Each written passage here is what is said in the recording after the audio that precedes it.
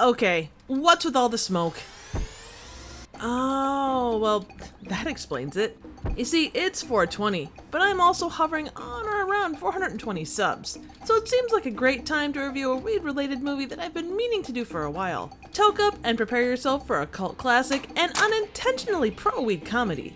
This is 1936's Reefer Madness. Is it just me, or does this font feel weedly inspired?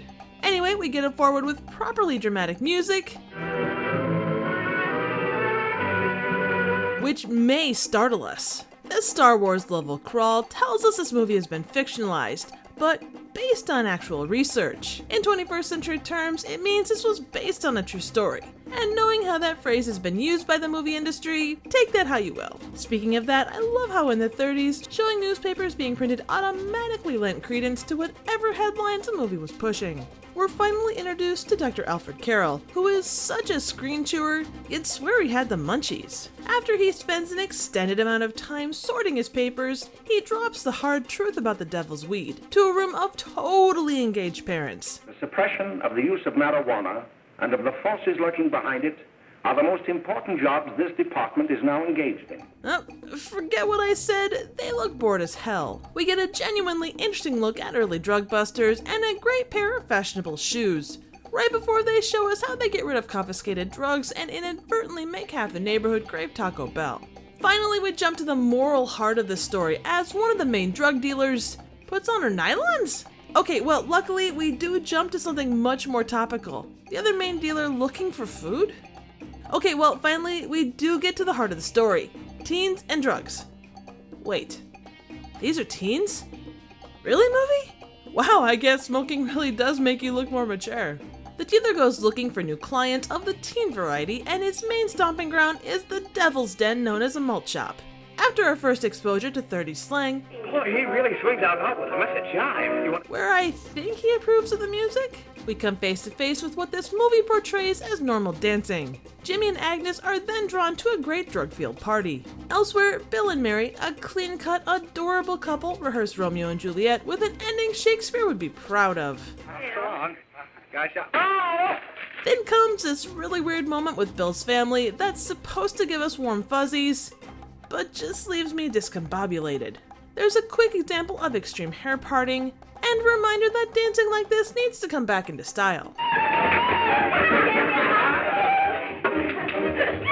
One interesting fact I picked up is that the yellow smoke tastes like lemon and the pink tastes like strawberries. Under the influence of the devil's weed, Jimmy learns that drifting a 36 Ford Deluxe isn't all that easy, but apparently hitting a pedestrian is. This startling fact section of the movie hits like a bad acid trip. But do you realize that marijuana is not like other forms of dope? You see, it grows wild in almost every state in the Union. And an outfit that truly screams pothead makes an appearance. Back at the apartment, the underlying moral of the movie becomes clear. Crazy dancing plus cringy laughing will always end up in tonsil hockey, while inadvertently causing a possible PG-13 rating. We get a really unique kind of multitasking and an unfortunate hallucination, which leads to Mary ending up dead. Wow, that's a really unexpected side effect of weed. Bill drops an Oscar-worthy performance, and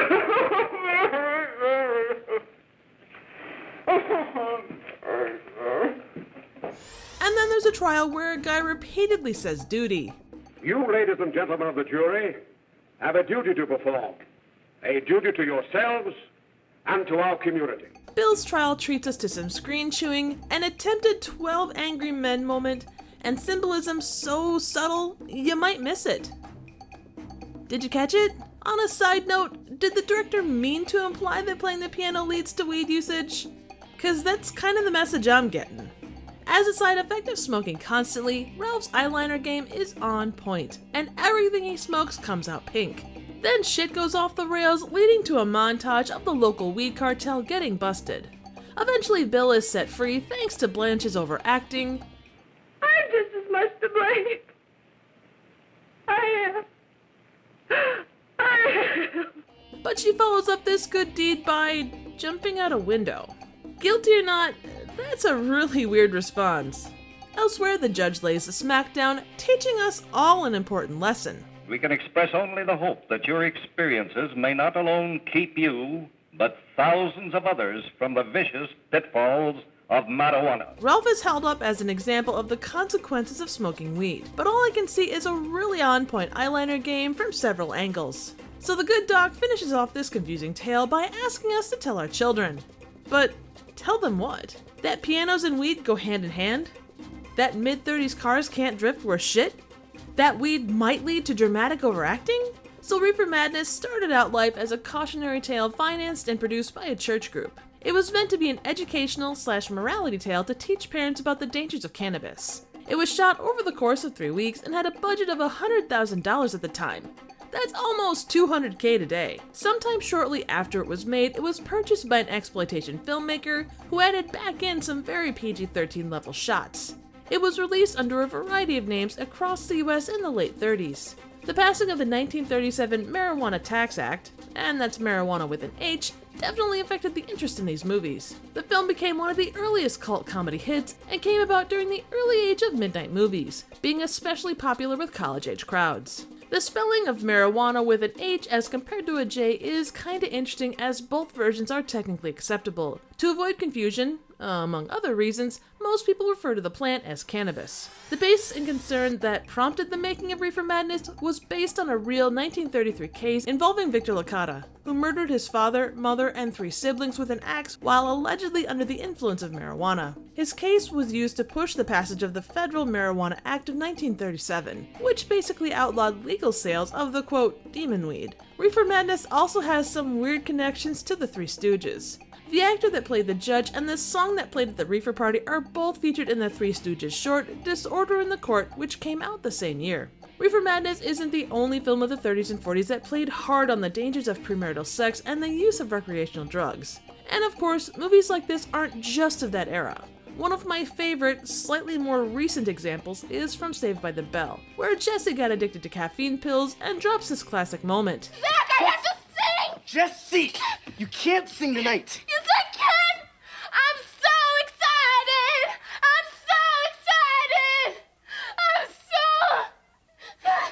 scared! Which is just as hokey then as it is now. Numerous exploitation films exist, and I'm hoping to hit some of them up at some point in the near future. Reefer Madness is super fun in a group setting, and I highly suggest seeking it out. The colorized version isn't original, but it certainly adds a level of fun with the pastel-colored smoke and the giant yellow car. There's also a musical that came out in 1998, and a TV adaptation of that made in 2005 that looks pretty awesome.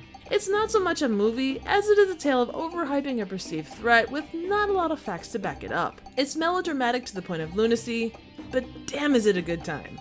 So what do you think? Suggestions for movies, trivial questions, comments, ratings, and a 1930s car that I could drift would be appreciated. Thank you so very much for watching.